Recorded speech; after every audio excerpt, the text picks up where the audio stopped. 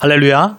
하나님의 크신 사랑이 우리 가운데 가득한 줄 믿습니다. 오늘 우리는 베드로전서 5장 8절로 10절의 본문을 가지고 우리 제목을 같이 한번 읽어보겠습니다. 시작. 과신하지 말고 근신하라 라는 제목으로 하나님의 말씀을 함께 나누도록 하겠습니다. 예수님에게는 제자들이란 특별한 무리가 있었습니다. 많은 무리들 중에서 특별히 구별하여 주님께 선택한 자들, 그들을 우리는 제자들로 알고 있습니다. 어쩌면 이 12명의 제자에 들었다라는 것으로만 충분히 자랑스러울 만한 자리였습니다. 물론 그들이 12명의 제자들이 주님을 따른 목적은 처음에는 인간적이었습니다. 인기 있고 능력 있는 예수라는 사람의 제자가 되면 내가 원하는 꿈, 내가 원하는 비전을 성취할 것이다 라는 생각하에 주님을 따랐습니다.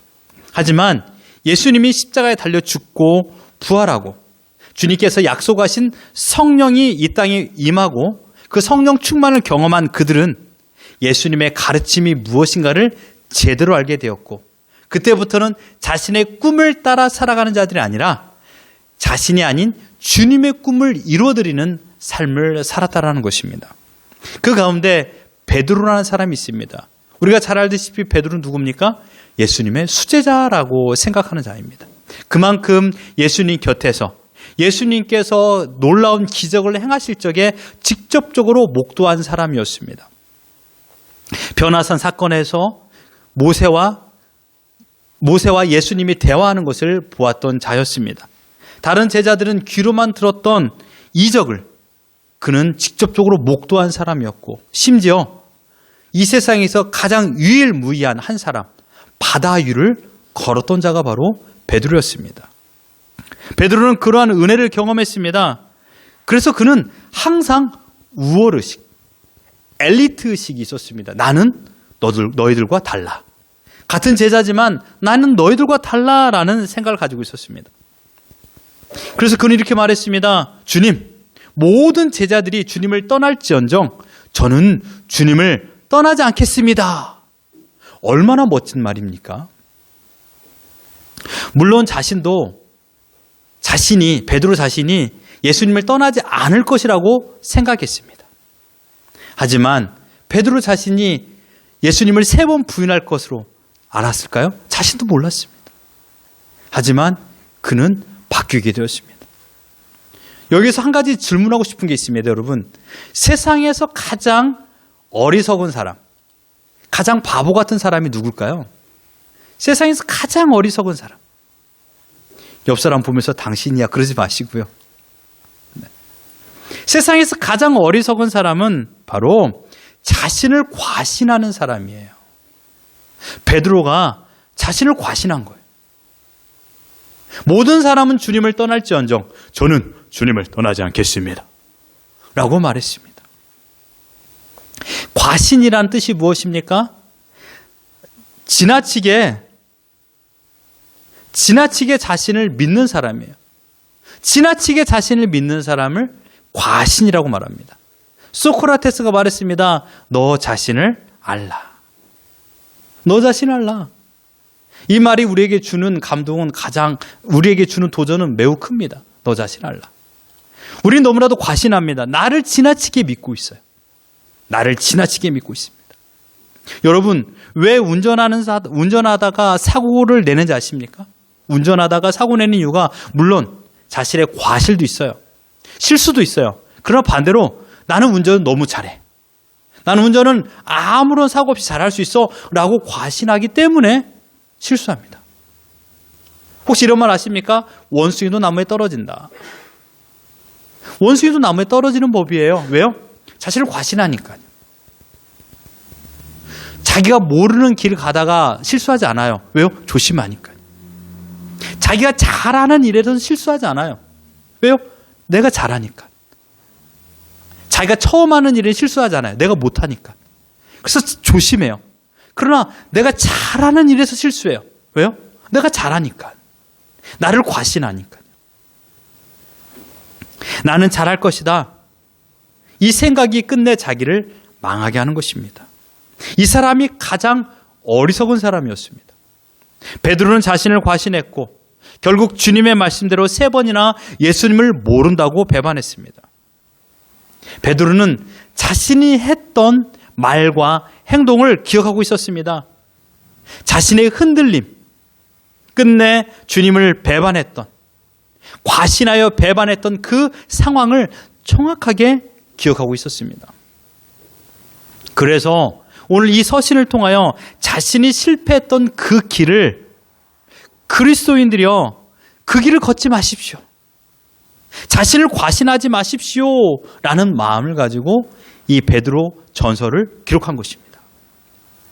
왜냐하면 이 서신이 이 독자의 손에 전달될 때가 AD 64년경이었습니다. 그때 유대 지역은 로마 제국의 식민지 통치 시대였습니다. 우리가 역사책으로 잘 알고 있다시피 이스라엘에게는 10대 박해가 있었습니다. 그 중에 가장 유명한 박해가 바로 이 도미티안 황제와 5대 네로 황제입니다. 이 5대 네로 황제가 즉위할 때가 바로 AD 54년에서 68년입니다. 이 서신이 그리스도인들 손에 전달될 때가 이 상황이었습니다. 네로 황제의 악독한 통치가 있었던 시대였기 때문입니다. 그 당시 믿음을 지킨 자들은 자신의 목숨을 걸고 신앙생활을 했습니다. 예수 믿으면 죽을 거야 라는 그런 강한 엄포가 있는 상황에서 믿음을 지켰다라는 것입니다. 그래서 이 베드로는요, 이 상황을 이렇게 표현했습니다. 8절에 보면 우는 사자같이 두루 삼키며 삼킬 자를 찾고 있다. 우는 사자처럼. 여러분, 우는 사자를 보십시오. 먹이를 찾는 사자의 모습입니다. 줄인 배를 채우기 위하여 먹이를 찾는 사자의 모습이에요. 그 앞에 있는 두려움에 가득한 한 마리의 어린 양이라고 생각해 보십시오. 비교가 됩니까? 공포 그 자체입니다. 자신은 자신의 믿음을 지키며 우리 자신이라고 생각해 보시죠. 우리 자신은 믿음을 지키며 죽음에 대하여 초월했습니다. 물론 그러기도 쉽지 않죠. 더 어려운 것은요, 내 자신의 믿음을, 우리 부모님들입니다. 부모님의 믿음을 우리 자녀들에게 어떻게 가르치고 있느냐, 이것입니다. 우는 사자와 같은 상황 앞에서 여러분의 믿음이 정말 빛을 발할 수 있을까요? 우는 사자와 같은 절망적인 상황, 우는 사자와 같은 어려운 상황, 우는 사자와 같은 몸이 너무 아픈 상황, 이때 여러분의 믿음이 진정한 힘을 발휘할 수 있을까요? 이 질문을 지금 베드로는 하고 있는 것입니다. 절망이 가득한 상황, 앞이 보이지 않는 상황에서 내가 믿음으로 이겨낼 때 우리 자녀들은요, 그 믿음의 모습을 보고 자라나는 것입니다. 모두가 절망이라고 말하는 그 순간에 믿음을 가지고 하나님을 의지하는 모습을 우리 자녀들은 본다라는 것입니다. 죽음이라는 극도의 상황에서 바른 믿음을 고백할 수 있다는 것은 가히 쉬운 일은 아닙니다. 어제 하루를 살아가면서 우리가 믿음을 따라 살아갔던 시간보다 믿음의 반대로 내 뜻대로 살아갔던 시간들이 더 많을 것입니다. 여러분, 작은 타협이 끝내 우는 사자로 바뀝니다. 순간순간에 내가 타협하며 살아가면 그 타협했던 시간이 끝내는 우는 사자처럼 나를 먹어 삼키려고 덤빈다라는 것이에요. 예수님을 배반할 당시 베드로 자신에게 접근하여서 물어본 사람은요, 군병이 아니었습니다. 대제사장도 아니었어요. 서기관과 바리새인도 아니었어요. 아주 작은 계집종 여자였습니다. 아주 어린 소녀와 같은 그 계집종이 베드로에게 물어본 것입니다. 너 예수님을 따랐던 제자가 아니냐? 또 다른 계집종이 물어봅니다. 마지막으로 곁에 서 있던 이름도 알지 못하는 한 사람이 예수님께 베드로를 향하여 예수님의 제자가 아니냐고 물어봤습니다. 어떻습니까? 작은 것, 작은 것에서 무너지면 큰 것에서는 감당할 수 없다라는 것이에요.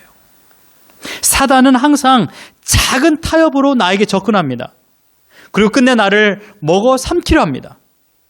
그래서 베드로는 이러한 위험 수위에 있는 자들 향하여 우는 사자같이 너희를 삼키려고 하는 그 상황 앞에서 무엇을 하라고 말하고 있습니까? 바로 근신하라. 깨어라 라고 말하고 있습니다. 과신하지 말고 근신하라. 베드로는 경험했기 때문이에요. 자신을 과신했기 때문이에요. 그래서 말합니다. 과신하지 말고 근신하라. 사실 베드로전서에서 근신하라는 말은 오늘 본문뿐만 아니라 다른 곳에도 나옵니다. 베드로전서 1장 13절 같이 한번 읽어봅니다. 시작. 그러므로 너의 마음의 허리를 동이고 근신하여 예수 그리스도에 나타나실 때 너에게 가져올 은혜를 온전히 바랄지어다. 또 읽어보죠. 베드로전서 4장 7절 시작. 만물의 마지막이 가까이 왔으니 그러므로 너희는 정신을 차리고 근신하여 기도하라. 여기서 근신하라라는 단어는 헬라어 소프루스네예요. 소프루스네인데 술에 취하지 않다라는 뜻입니다. 술에 취하지 않다라는 뜻. 이 말은 곧 완전히 맑은 정신 상태를 말하고 있습니다. 근신하라. 내가 너를 컨트롤하라 이런 뜻이라고 영어로 나오지만 이 원어의 의미는 바로 아주 맑은 정신 상태예요. 아주 맑은 정신 상태. 술을 먹지 말라는 말이 아닙니다. 술을 먹는 것처럼 술을 먹으면 어떻게 되죠? 사람이 정신이 혼미해지지 않습니까? 그런 것처럼 영적인 상태가 혼미해지지 않도록 자신을 혼미한 상태로 방치하지 않도록 자신을 지키라는 것입니다. 나의 생각과 마음을 혼미하게 하는 것은 술뿐만이 아니에요. 돈, 명예, 권력, 욕망, 자존심, 심지어 여러분 근심, 염려, 반대로 자랑하는 것 이런 것도 끝내는 다 내 마음을 혼미하게 하는 것입니다. 어떻습니까? 우리는 이 술에 취한다라고 해서 꼭 술만 생각하는데 내 마음을 혼미하게 하는 것들은 우리 주위에 얼마나 많은지 몰라요. 정신 차려야 됩니다. 우리 옆 사람에게 인사합시다. 정신 차리십시오. 시작. 정신 차리십시오. 예. 웨이크업 해야 돼요. 아무런 생각 없이 무분별하게 신앙생활하지 말라는 것이에요. 생명을 걸고 신앙생활하라라는 이 말이 바로 소프로스네, 바로 근신이라는 뜻입니다. 근신이라는 단어가 사용되었던 베드로전서 4장 7절을 다시 한번 읽어봅시다. 시작. 만물의 마지막이 가까이 왔으니 그러므로 너희는 정신을 차리고 근신하여 기도하라. 그래서 만물의 마지막이라고 말했습니다. 만물의 마지막을 의미하는 단어가 무엇입니까? 예수 그리스도의 재림이에요. 예수 그리스도의 재림이 가까이 왔으니라는 뜻을 말하고 있는 것입니다. 그러므로 예수님의 재림의 때가 가까이 왔으니 근신하라는 말은 곧 자기 자신을 매일마다 점검하라라는 뜻입니다. 매일마다 자신을 점검하는 것이에요. 그럼 무엇으로 자신을 점검할 수 있을까요? 무엇이 자신을 점검하는 기준이 될까요? 대부분의 사람들은 자신의 지식, 자신의 경험이에요. 그래서 그 지식과 경험을 통하여 또 다른 사람을 점검하고 잘못을 지적하기도 합니다. 그러나 성경에서는 과신하지 말라 그랬어요. 우리의 점검의 기준이 되는 것은 다름 아닌 하나님의 말씀입니다. 하나님의 말씀만이 우리 자신을 점검의 기준이 되는 것입니다. 그러므로 저는 여러분에게 강력히 말합니다. 여러분의 지혜를 의지하지 마십시오. 우리의 경험을 의지하지 마십시오. 우리 주님도요, 시험을 받으신 적이 있습니다. 3번이나 사단에게 마귀에게 시험을 받았어요. 근데 예수님께서 자신의 경험을 통하여 이기지 않았어요. 하나님의 말씀을 통하여 이겨내셨습니다. 바로 이것이 우리에게 주시는 모범이에요. 복음에 대한 바른 정신, 하나님의 말씀을 가지고 있을 적에 비로소 우는 사자와 같은 마귀 사탄을 이겨낼 수 있다는 것입니다. 사단은 타협에 곁들인 의심과 반문을 우리에게 하고 있습니다. 정말 하나님이 계실까? 정말 하나님의 뜻이라면 왜 지금 우리에게 이런 어려운 일이 있을까? 하나님께서 허락해 주셨는데 왜 우리 가정에 이런 큰 문제가 생겼을까? 말씀이 진리라면 우리의 삶에 왜 이런 일이 발생하는 걸까? 사단은 이러한 유혹과 근심을 통하여서 하나님과 멀어지게 만듭니다. 하나님을 향한 시선을 돌리게 합니다. 좌절하게 만들고 절망하게 만들어요. 그래서 하나님을 거역하게 만듭니다. 왜요? 내 마음속에 하나님을 향해 반감이 들어요. 그러니까 에휴 될 대로 되라 하면서 내 마음대로 행할 때가 있어요. 말도 행동도요. 그래서 베드로는 근신하여 깨어 있으라라고 말씀하고 있습니다. 깨어 있는다라는 것은요, 잠을 자지 말라라는 것이 아니에요. 내 생각을 헛된 것으로 빼앗기지 말라, 말씀으로 무장하여 있으라라는 뜻을 가지고 있는 것입니다. 말씀을 읽어야 됩니다. 하나님을 바로 알려면 말씀을 읽어야 돼요. 말씀을 바로 알아야 됩니다. 하나님을 알려면 말씀을 봐야 돼요. 그 말씀 속에 하나님의 뜻과 하나님이 어떤 분인가를 말하고 있기 때문입니다. 우리는 아무런 힘이 없습니다. 그러나 하나님의 말씀은 강력합니다. 사단은 나를 두려워하는 것이 아니에요. 사단은 사실 말해서 나의 믿음을 두려워하는 것이 않아요. 사단은 우리의 믿음의 대상이 되는 하나님을 두려워해요. 아시겠습니까? 나의 믿음은 어제와 오늘, 아니 나의 믿음은 아침과 지금 바뀔 수가 있어요. 그러나 하나님의 마음은 바뀌지 않습니다. 무엇을 의지해야 될까요? 바뀌는 나의 믿음입니까? 바뀌지 않는 말씀입니까? 말씀을 의지하셔야 됩니다. 그 말씀을 의지할 때 비로소 우리가 사단을 이겨낼 수 있는 힘을 얻게 되는 것입니다. 사단은 제한적으로 허락을 받아서 그리스도인들을 유혹하고 있는 것이에요. 사단은 이미 예수 그리스도께서 십자가상에서 죽으시고 부활하심을 통하여 마귀 사탄을 이기셨습니다. 마귀는 우리를 이길 수가 없어요. 단지 우리가 시험에 넘어질 뿐입니다. 그 시험이 길게 나에게 나타나느냐 아니면 짧게 나타나냐의 따름이에요. 우리는 매일마다 짧고 긴 시험 속에 거하며 살고 있지 않습니까? 그런데 이 가운데 소망이 되는 곳이 있어요. 그것은 10절입니다. 우리 10절 같이 한번 읽어봅니다. 시작.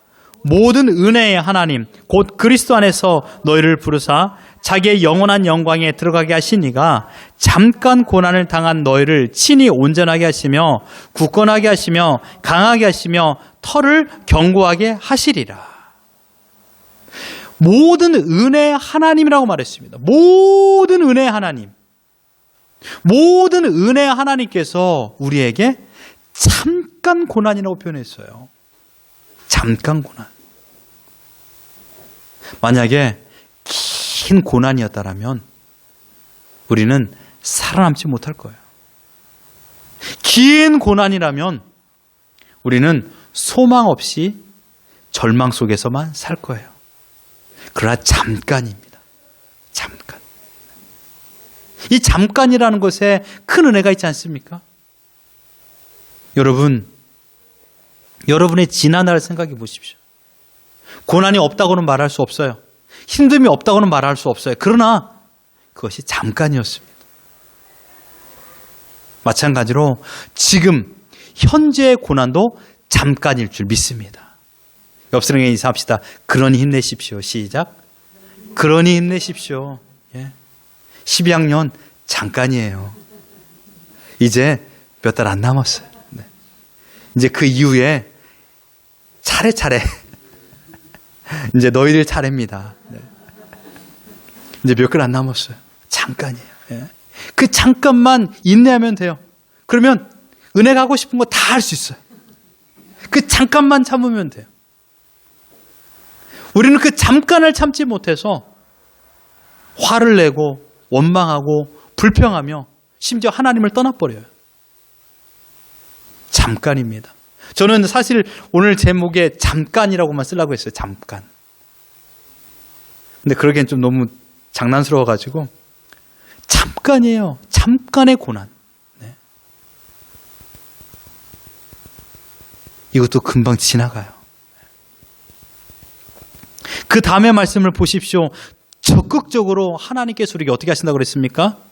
우리를 온전하게 하시고요. 굳건하게 하시고요. 강하게 하시고요. 털을 견고하게 하신다고 그랬습니다. 어떻게 해요? 친히 너희를 이라고 말하고 있습니다. 하나님께서 친히 너희들 향하여 온전하게 하시고 굳건하게 하시고 강하게 하시며 털을 견고하게 하신다라고 말하고 있습니다. 흔들릴 수는 있어요. 힘들어지면 부부끼리도 흔들릴 수도 있어요. 그러나 하나님께서 그 고난을 통하여서 우리를 더욱더 굳건하게 하시고 강하게 하신다라고 말하고 있습니다. 이 약속을 하신 분이 누굽니까? 천지를 창조하신 분이에요. 모든 세계를 다스리신 분이에요. 우리를 구원하게 하여 독생자 아들 예수 그리스도를 보내주신 분이에요. 그 하나님께서 베드로의 입술을 통하여 우리에게 약속하여 주셨습니다. 모든 은혜의 하나님께서. 그 하나님 우리를 부르셨어요. 그 부르심은요, 우리를 자신의 영광, 하나님의 영광에 동참하게 하기 위하여서 우리를 불러주셨어요. 그러므로 우리를 부르신 그 부름은 모든 완전하신 은혜를 베풀고자 하는 하나님의 기인된 사랑의 결과예요. 우리의 잘남이 하나님의 부르심의 요구에 응당한 것이 아니에요. 내가 무엇을 잘했기 때문에 하나님께서 나를 불러주시는 조건을 갖추어진 것이 아니에요. 우리가 하나님을 전혀 알지 못하고 있었던 상황에 우리를 불러주셨습니다. 이 부름은요, 그리스도 안에서, 오늘 말하고 있잖아요. 모든 은혜 하나님 곧 그리스도 안에서 너희를 부르사. 그리스도 안에서 우리를 불러주셨어요. 여기서 말하고 있는 그리스도 안에서라는 것은 예수 그리스도의 핏값으로 우리를 불러줬다는 것입니다. 나를 위하여 피 흘려 죽으신 주님의 그 희생을 통하여 우리를 불러주셨습니다. 그러니 이 부름이 결코 헛된 부름이 아니라는 것입니다. 우리가 어찌 주님께 불러달라고 말할 수 있겠습니까? 그런데 주님께서 우리를 부르사 자신의 영광에 동참시켜 주셨습니다. 이것이 바로 놀라운 하나님의 은혜입니다. 그런데 이 은혜는 단순히 죄인의 자리에서 부르심만을 의미하지 않습니다. 거룩한 주의 나라에 들어갈 때까지 변치 않는 사랑이 그와 함께하고 있다는 것을 보증하는 부름입니다. 이것이 은혜 아닙니까?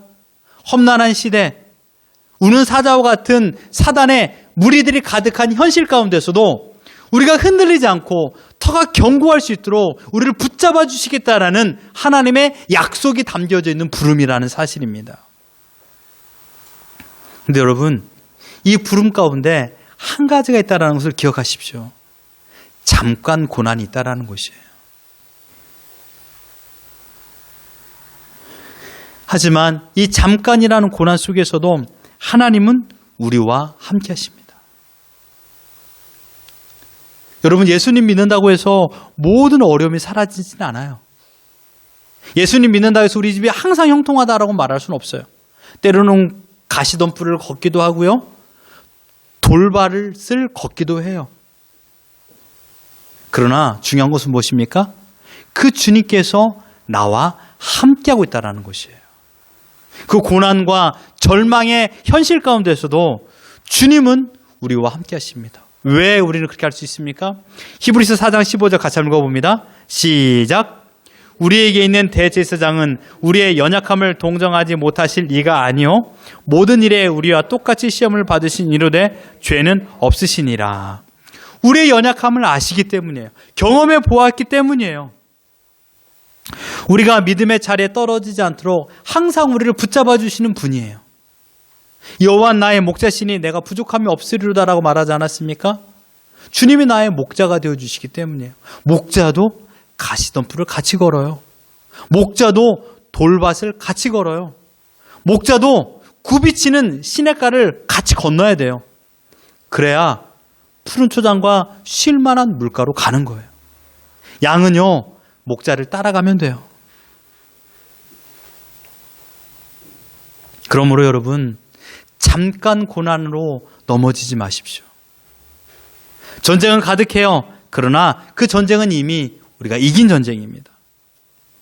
우리에게 다가오는 시험으로 인하여 넘어질 뻔한 위기가 있을 겁니다. 하지만 여러분, 당당하게 근신으로 맞서십시오. 그러니 베드로는 12절에서 이렇게 말합니다. 같이 한번 읽어봅니다. 너희는 이 은혜에 굳게 서라. 이 은혜가 무엇입니까? 그리스도 안에서 우리를 불러주신 은혜요, 담대하게 설 수 있도록 지켜주신 은혜라는 사실입니다. 사랑하는 성도 여러분, 베드로 사도가 이 서신을 이스라엘 백성들에게만 쓴 것이 아니에요. 지금 우리들에게 이 말씀을 하고 있습니다. 아무리 세상이 변한다 할지라도 이 은혜 위에 서 있지 않으면 우리는 승리의 삶을 살 수 없습니다. 따라해 보겠습니다. 주님 없는 승리는 없다. 주님 없는 승리는 없어요. 인간의 변화는 항상 시시각각 나타납니다. 그러나 주님의 구원은 변하지 않습니다. 주님 없이 우리는 승리할 수 없습니다. 사랑하는 성도 여러분, 베드로의 권고를 다시 한번 들으십시오. 근신하십시오. 깨어 있으십시오. 우리를 구원의 반석 위에서 설 수 있도록 부르신 하나님의 뜻을 기억하십시오. 여러분을 지금 혼미하게 만드는 일들이 있습니다.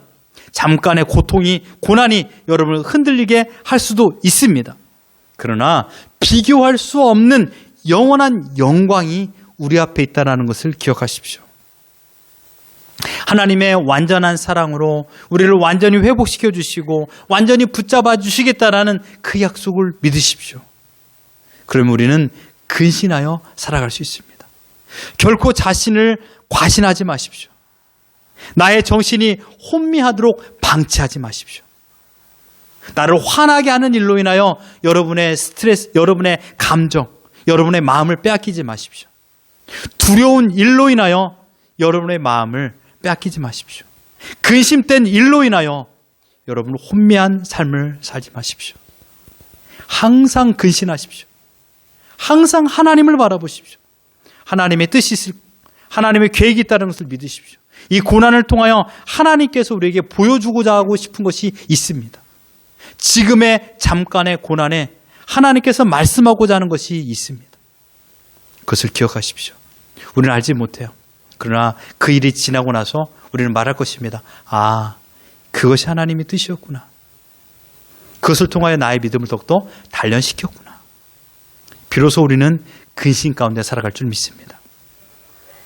과신하지 마시고 근신하며 믿음을 지키며 살아가는 우리 모두가 되기를 예수 그리스도 이름으로 축원합니다.